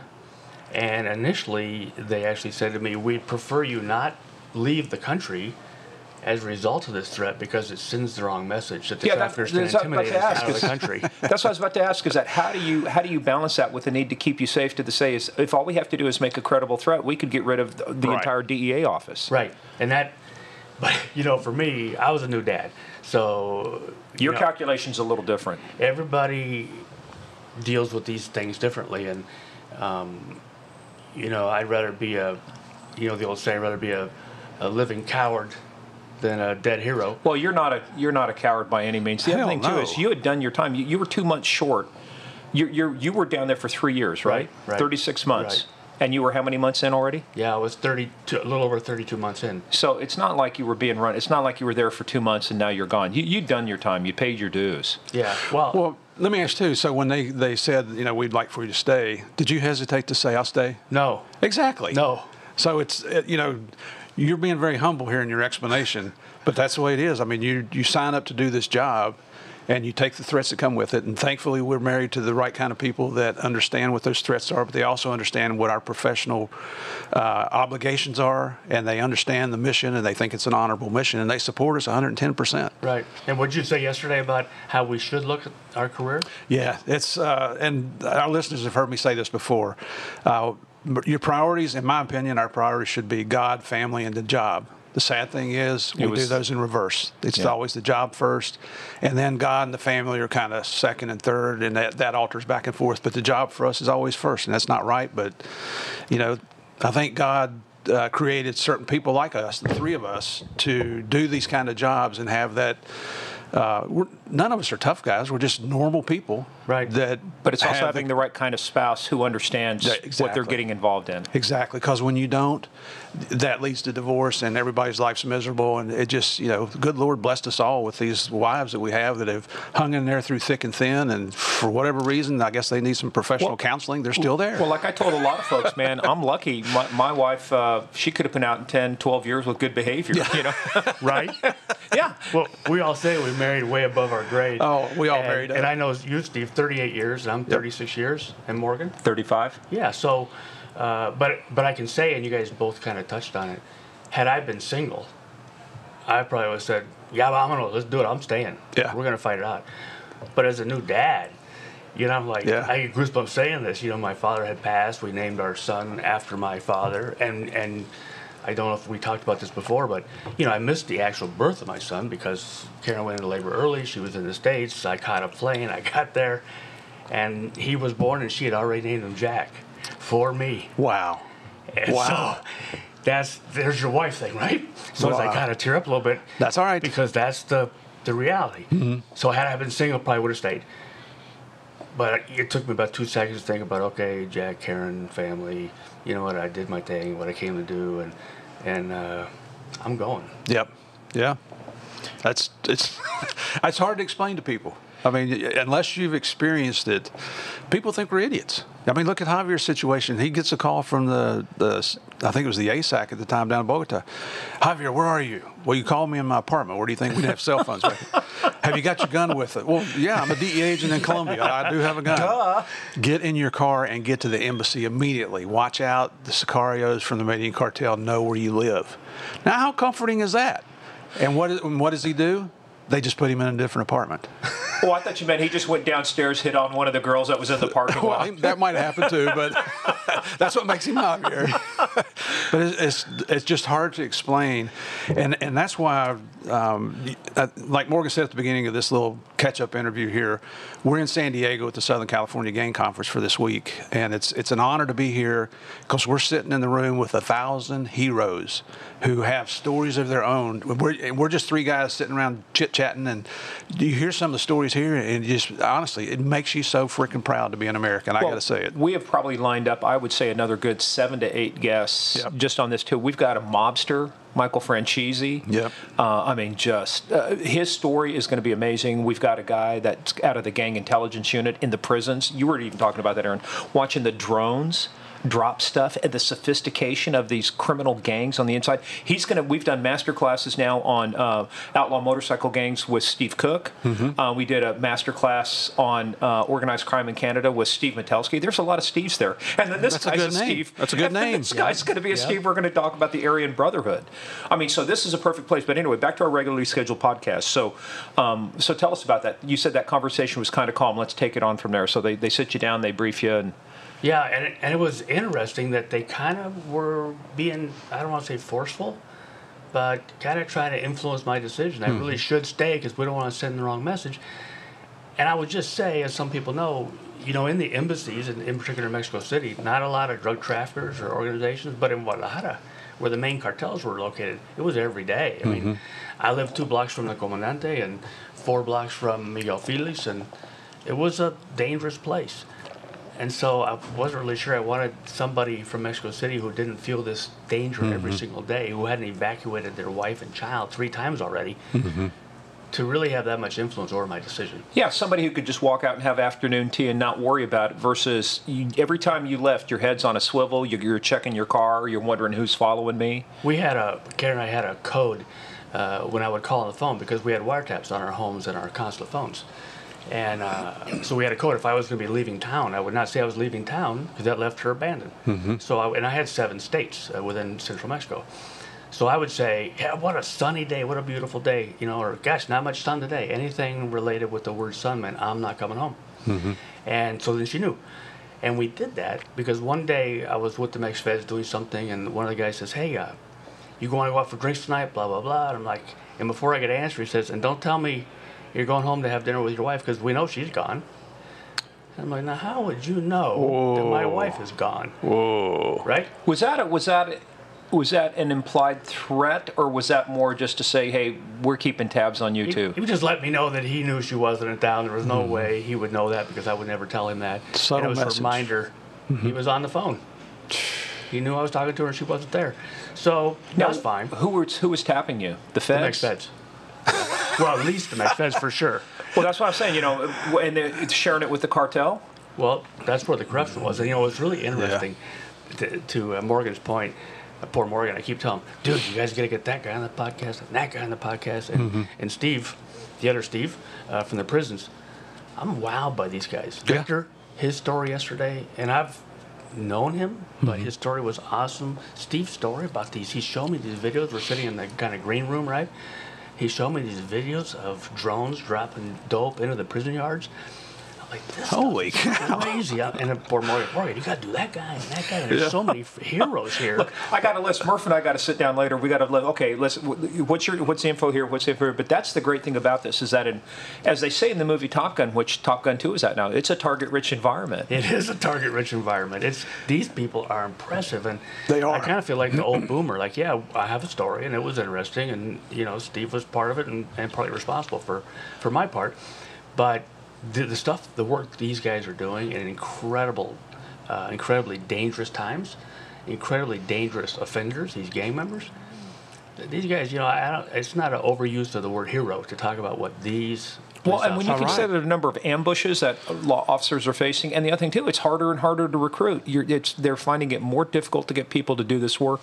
I think we're kind of coming out of a phase. Kind of this where we stay neutral politically, but you have to recognize what's going on. So there was obviously the huge defund the police movement, but it created impacts. It created lots of deaths because the homicide rate went up. If you looked at the impact to homicide rates when this stuff happened, societies in many places became more dangerous, more cities, and it's not unlike. And we were talking yesterday. Get into this a little bit too. Let's finish your debrief and you getting out of the country. But then, I'm very concerned too. The more I hear here about how far into the U.S. now the cartel is pushing their military presence and some of the stuff they're doing. But let's finish your debrief real quick. So, how did you arrive at the decision? What did you do, and how long did it take for you then to exfil? So.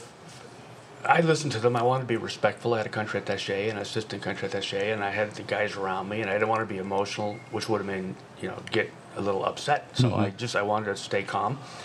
So I said, okay, let me think about what you're saying. Knowing in my mind I knew what I was going to do, but I don't want to be emotional about it. So I called a good friend of mine who was then director of operations, Richie Fiano, who's been like a godfather to me. And Richie ended up in Loudoun County working for Mike Chapman as the head of investigations. Yeah, he's a legend in DEA. He is, and he's like a big brother to me. In fact, the night we came to see you and Javier at the theater in Washington, Karen and I and my son Jack had dinner with Richie and Kathy. Oh, nice. And that was the first time Jack had met them, and so they'd heard a lot about each other, and so that was awesome. So to this day, he remains a big brother and mentor and godfather to me. And so I called him and said, Rich, am I overreacting? And so Richie he's a legendary drug smuggler when he was in Miami, out of La Paz on a Bolivian Air Force jet into the U.S., and then went to Pakistan during the Mujahideen Russia days. I mean, he's a legend, and I trust him. I said, Richie, am I overreacting or what do you think? He always called me Fritz. I remind him of a friend of his he grew up with. Yeah, I don't look German at all. Apparently he had a friend who was always eating, which I was always eating, and he named Fritz. Said, Fritzy, Fritzy, no, you're not overreacting. You did your time. You did the right thing. You had a great experience down there. And it's time to go. This is a message. Don't miss the message. Yeah. Time to go. And if there's any pushback, let me know. And so I knew that meant I got your back. And plus, it just reassured me. He would have told me, dude, relax. You'll be fine. Yeah. If I was overreacting. That's why I called him, because I trusted him. He said, no, dude, it's time to go. So if they push back, let me know. And so I called the boss and said, look, I've thought about this. And I told him, I talked to Rich Fiano, who I really trust. And I just think it's time, I have a young son. And, your priorities, maybe they change a little bit, how you look at things versus when you're single. But I said, I think I've had a great tour. And I had spoken with Victor Cortez. Oh, yeah. Who had been kidnapped by the state police and whatnot and tortured for almost a full day before he escaped. He initially told me don't go, but it was too late. I had already agreed to go. But I took his counsel on how to act when I was there. And so I just kind of put all that information together in my head and said, you know what? It's been good. It's been real. It's been fun, but Adios. It's been real. It's been fun, but it hadn't been real fun. Not now. It's no longer real fun. And I never, ever gave it a second chance, a second thought on what that decision. So from the time your wife left till you left, how long of a time frame was 4 that? days. Okay. 4 days. But it wasn't the first time that in Guadalajara we had to double up with our agents. Each time there was a threat, that was kind of the plan, was get your wives out of the way, then bunk up with 2 or 3 other agents so that we could watch each other's back.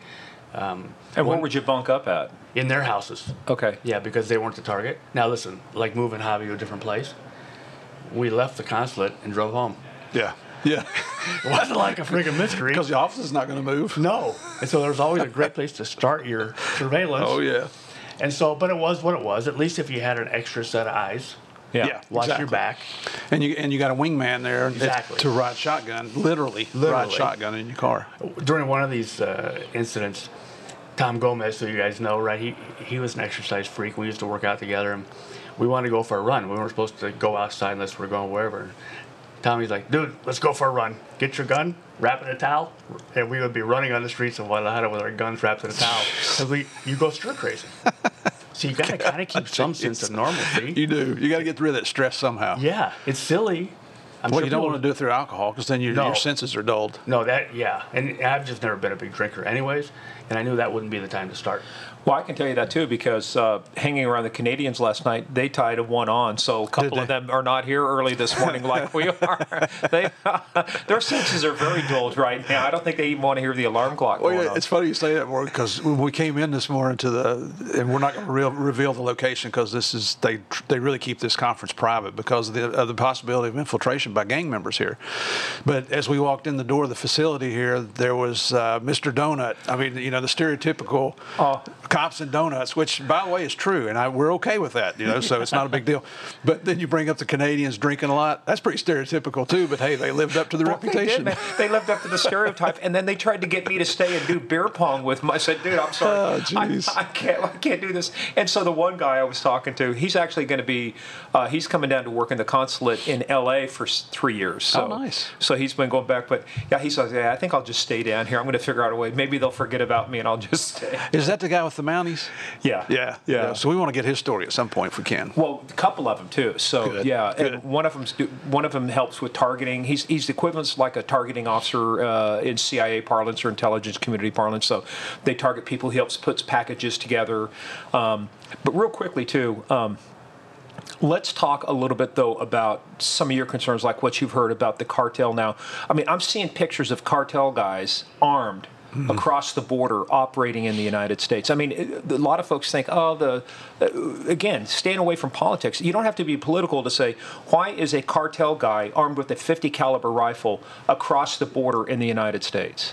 I think if I take a half a step back and talk about the Wuhan cartel in Mexico, who were the main sources for fentanyl, and so somebody Are we talking about the same Wuhan, like Wuhan, China? The city. Yeah, so that was a principal source. So in addition to COVID, we now have fentanyl. Out of Wuhan. Yeah.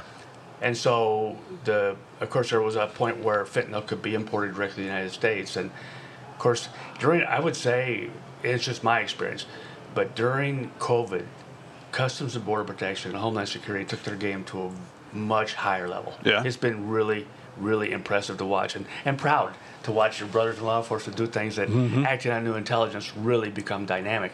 They were dynamic before, but they shifted with this trend very dynamically. And so, of course, what happened? Well, they just moved their shipments to Mexico. And then they actually sent chemists to Mexico. Yeah. And so now these chemists are embedded with the cartels, making counterfeit medicines that contain fentanyl. And then those products are coming across the border like water. And, I think Victor mentioned yesterday, or maybe it was Benny, somebody, 107,000 overdose deaths in America in 2012. That was Michael Franchese was actually bringing up. Yeah. What talk about an amazingly interesting guy. Oh, yeah. A mobster, a made man, did time, and now he's talking about fentanyl and the deaths. When you sit in the audience and initially when you hear about a reformed criminal, I'm not quick to say, okay, yeah, right? he's I legit. know we always find God and right. blah, blah, but this guy, not only does he work closely with the church and live in a community here that I'm familiar with, but yesterday when he said, listen, let's not mistake what's going on here. I want to know that when my grandchildren are walking to and from school, that somebody's protecting them. I want the cops to have the resources, the manpower, the animo to protect them. I support what the police are doing. I'm like, okay, so you win. You won me over, right? You're a good guy. And this is a made man in the Colombo crime family, and the mafia, one of the 5 families of New York, saying that. But not the other guy on the stage, which will go unnamed. No reason to go there, but this guy was really impressive. And so for those who, what's the name of the book? He has a book, right? It used to be The Godfather, or it's something that's about. He's got about 6 books out here. He's got about 6. Yeah, he's written but several. one of them is about going from the Godfather to the Father of God, or something like that. Yeah, and it's, I mean, we're lining him up. We talked with him yesterday. We're going to get him on the podcast and get things, because he's got a whole podcast set up himself. Yeah. And plus, we got to get a hold of him in June, because he's got, what do you say, a 2-month tour in the UK and Ireland, 25 cities. He's doing a tour. I'm proud of him. I don't know him that well, but. But he wasn't too pretentious. Not like I said, we don't want to give the other guy the. He's not bragging. No, he's fact based. It's like sitting down and listening to NPR talk about something. It's like, here's what I did, here's why I did it. Yeah. And when we even said, hey, look, all we want to do is talk about your journey. How is it that when you made a left-hand turn, it took you this way, but if you'd made a right-hand turn, it would have took you the other direction? And that's he said exactly. Said all we want to do is understand, how did you get to where you were, and then from there, how did you get to where you are now? Yeah, and he's living the life, man. Right. And there have been people who said to me, it sounds like you admire this person, this previously convicted felon. And I said, it's not so much admiration as respect. Yeah. You have to respect what he did, because a made man in the mob, I mean. And he's alive. I was just going to say. I was going to say, they kill those guys. I was just going to say, you don't usually get to just, unenroll. And so he did what he did, and so you have to respect that. And I've never met him before until yesterday. But he mentioned the overdose death, so that's why I bring it up. That he's not really informed on that subject, but he does read the news and he keeps track of what's going on. And this fentanyl issue is like something even you were saying this morning, Steve, about our old agency, DEA, which I still think is the greatest agency in the U.S., but recognizing the transition of the cartels to adding counterfeit medicines to their portfolio of offerings, and then doing the fentanyl. And they did it all during COVID with the now new partner from Wuhan, these scientists making fentanyl. It's tragic. You know what else they're doing too? And I've heard this from the guys out of Colorado and some other places. The cartels now are coming in and buying up all the, quote, legal grow operations and taking them over as well. So you're pushing out all of these other folks. So the minute they control all of this stuff, what do you think is going to happen? Well, I think it's funny because I've spoken with people in the legal cannabis industry. They're all looking for security and kind of ideas of what's going on. And I think they discount the fact that initially, when you start setting quotas in states that legalize cannabis, well, how do you know what the quota is? How many people are going to smoke cannabis this year? How would you know? There's no base, right? So most of the quotas were low. Well, when the quota is up and you can't sell anymore, you still want to be in business. So they were still sourcing cannabis from Mexico. So they're never really out of the equation. But to your point, these guys can come in with their weapons and firepower and knowledge and intimidation and take over these operations. Yes, and not to go into legalization, because that, guys, that I'll get on my little soapbox here, but everybody says, well, if we legalize drugs in the United States, that'll stop the violence. We've legalized marijuana in a lot of states. You still got the Mexicans coming up here. They're not going to give up their business. That's easy money for them.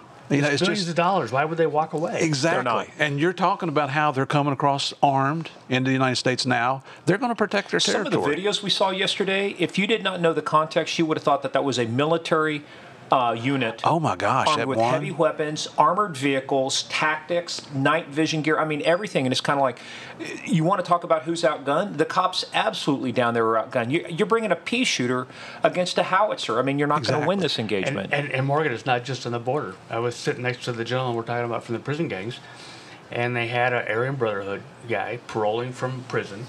And for some, they had some outstanding issues in California, so they wouldn't let him parole to California. So what did he do? They paroled him to Utah. Well, guess what? He didn't change his ways. Now he's recruiting in Utah. Yeah. So now there's an AB issue in Utah. So it's not just the border. Every time they parole somebody to another area, or these traffickers look for a new area, like the fentanyl explosion, they move into these blue-collar cities and states where there's an issue and it's expanding. Yeah. And you know what else? It's very similar to the way MS-13 used to grow. They would move into areas where there was a smaller police presence. They didn't have the resources like a larger town would, and they could move and expand at a much faster rate, doing exactly stuff like that. Well, the police officers are playing catch-up very quickly under a very dangerous environment. And the police don't have the financial resources to catch up. No. And how would they? I went to school in Pocatello, Idaho, went to college. If MS-13 showed up there tomorrow, first they have to figure out what it is. Then they got to figure out what to do about it. And you don't just read about it in the library, right? So you got to get some of these guys who are here to start. And so they're doing training all over the country right now in local communities that are seeing this problem newly arrive. It's frightening what's happening. It is. Well, you've got the gangs now that have new revenue sources. So you go from selling dope or meth or crystal. Now you've got fentanyl. You've got all sorts of other things.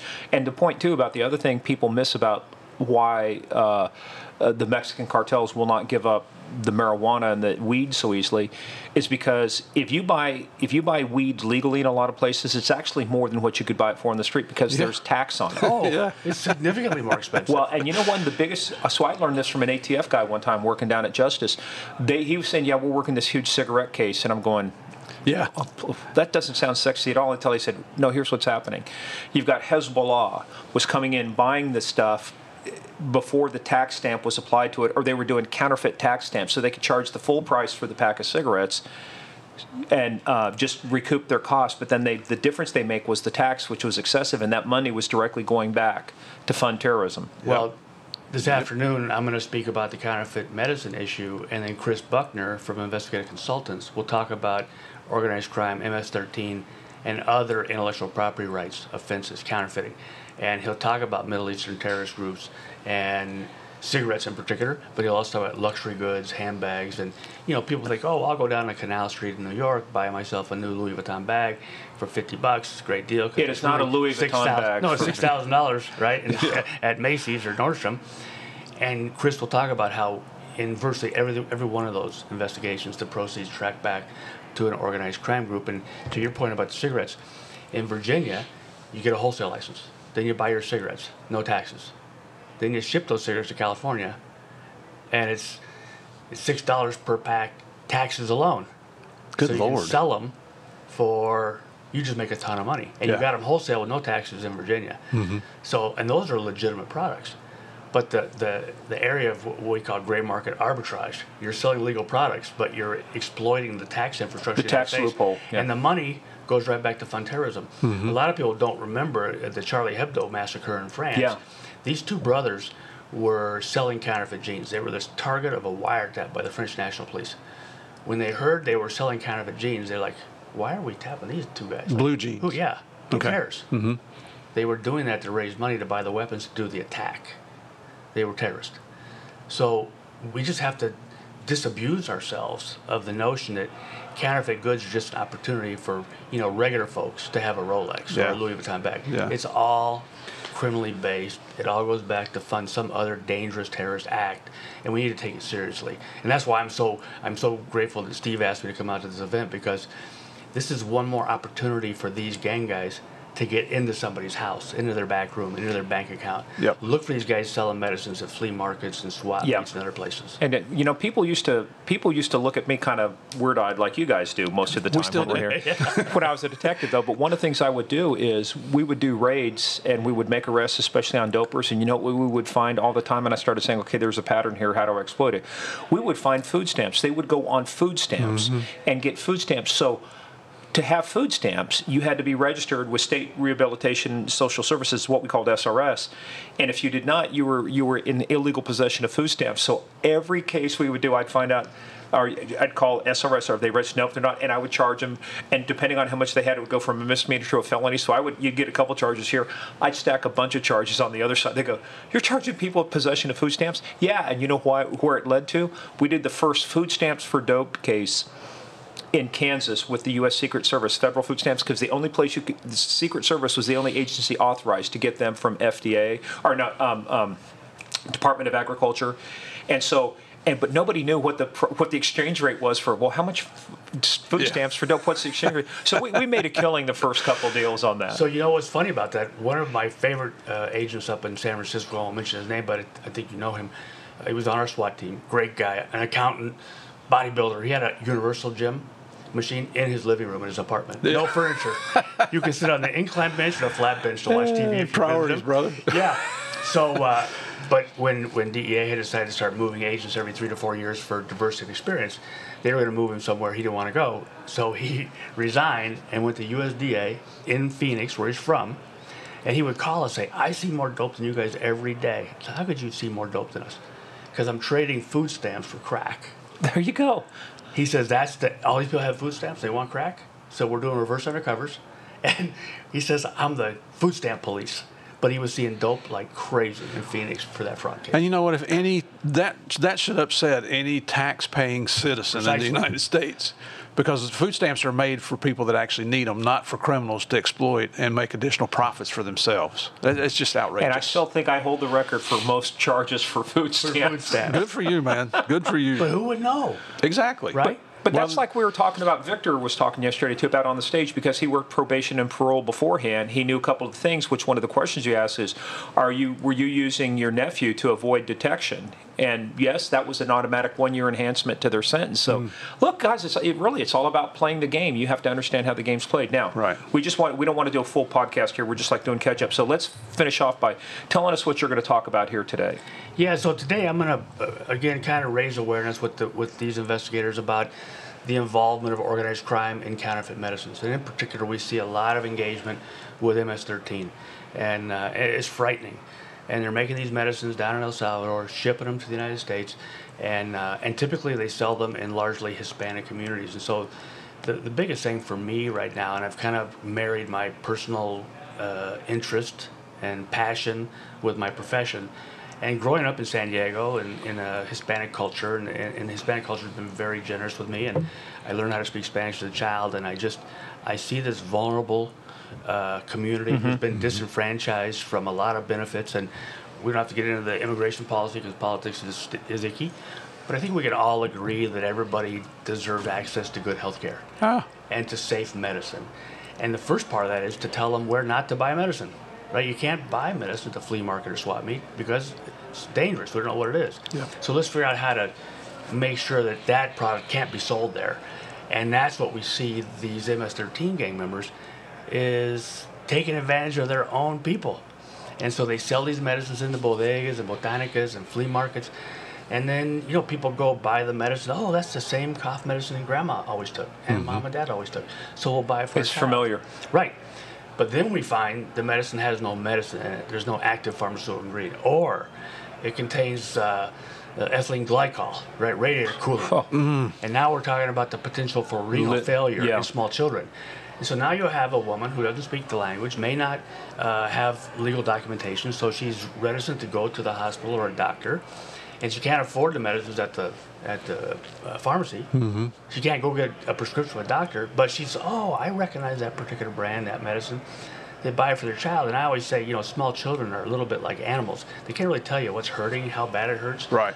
So you have to go by what you're seeing. And you can see a small child who has a cough It might turn into pneumonia, it might turn into sepsis, and then they die. And they die because they never got treated with a real medicine. There's a city attorney in Los Angeles who's just a phenomenally progressive city attorney, really smart, and they do abatements in Los Angeles as part of the civil procedure. So we'll do the criminal case, but then he'll do these abatements where people get banned from working in Los Angeles for 10 years, and they get restitution. And we do that with our chemical analysis. So if we can provide a chemical analysis that shows the jury this medicine had no medicine in it, or this medicine had the wrong API. If we see some medicines that should have this particular active ingredient, like you pick up an active ingredient, but instead it has the active ingredient acetaminophen, which is in Tylenol. Well, acetaminophen toxicity is the #1 cause of liver transplant surgery in the United States. Wow, I didn't know that. People are aware of that. So that's why if you take too much Tylenol, you end up with liver toxicity. It's the #2 cause globally. #1 cause in the United States of liver transplant surgery is liver toxicity, often caused by too much acetaminophen. Wow. Well, see these bad guys making medicine that does not contain acetaminophen in the formulation, but it has acetaminophen. Well, now patients are taking too much acetaminophen unknowingly. But now imagine your friend down the street who's from El Salvador, Guatemala, Mexico, getting an overdose of acetaminophen. Now their lower back hurts. They're peeing blood. They have no idea why. And they're afraid to go to the hospital, Right. get medical care. Right. So the preying on this vulnerable, marginalized community, it's annoying. And these guys are literally getting away with murder. Literally, right? So Yep. now you have this death, and I'll talk about it today. A friend of mine who I've met, she and her sister came to the U.S. from Veracruz with visas to work, and of course they stayed over their visas, but they were both working 2 jobs, paying taxes, the whole 9 yards, but had no insurance. Her sister went to get some medicine one day from a curandero, a illegal doctor. She got 2 injections, came home, and was relatively unresponsive to her sister, and it was a Sunday, and she stayed home. Esmeralda went to church. She came home, and her sister was unresponsive. Took her to the UCLA Medical Center, and she died within hours. I have the medical report, the coroner's report, and they don't know what she died of. She didn't smoke. She didn't drink. She didn't take drugs. She's perfectly healthy. This guy had given her 2 injections of known counterfeit medicines. So, and you've made the point that in that great video we did together with you, me, and Javi about, okay, so if somebody is sick and they die of a fatal disease, cancer, we don't do an autopsy because they had a fatal disease. Yeah. But what if they got something that, hastened their death? Right. But we're not looking at it because they had cancer. Well, how often does that happen? We're seeing a lot of counterfeit cancer medicines today. A lot. Because those are counterfeit high-dollar medicines. things. Exactly. We saw recently 6 different batches of the same counterfeit medicine in Mexico. So if I'm a counterfeiter, I make counterfeit medicines, I make a batch, I can put that batch number on everything because I'm selling it everywhere. Right. I don't have to make 6 batches. So that tells most of us there's 6 people making this particular counterfeit medicine. So it's floating around Mexico. So that's the other thing. We see the new generation Guadalajara cartel now doing nearly $1 billion in counterfeit medicines annually. Billion. Yeah, 775 million they have documented. So that's light by That's low. something. Yeah. Wow. That's in addition to marijuana, heroin, cocaine, methamphetamine. Well, you know what? In the business, they got MBAs working from. They're diversifying all of their streams of revenue. But it just gives me goosebumps and it annoys me. I love Mexico. I lived there. I grew up on the border. And you have 99%, just like in Colombia, 99.9% of the people are good, God-fearing, Roman Catholics, Catholics who want to just live. Yeah. And they're being preyed upon by these traffickers. And Big time. And nobody's helping them. Yeah. They're real hostages. So that's what I'm going to talk about today. And just give these guys another tool, another weapon in their armament.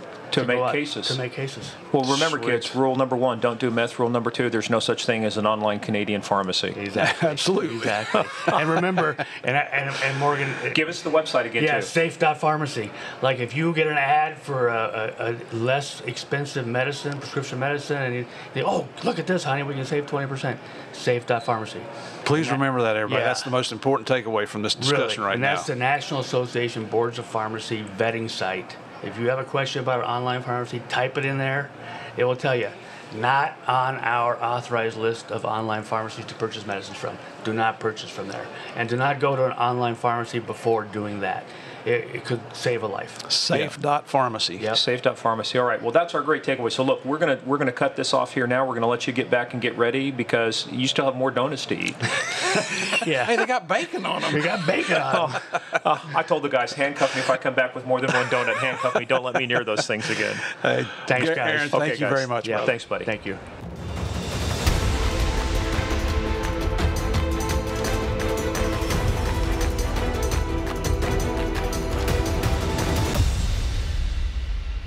Hey players, that's the end of part 1, our Southern California Game Conference recap. We've got some more stories coming up for you, including a special guest we just ran into at the conference that is related to one of our earliest guests on the show. This is a great story. Make sure you stay tuned for it.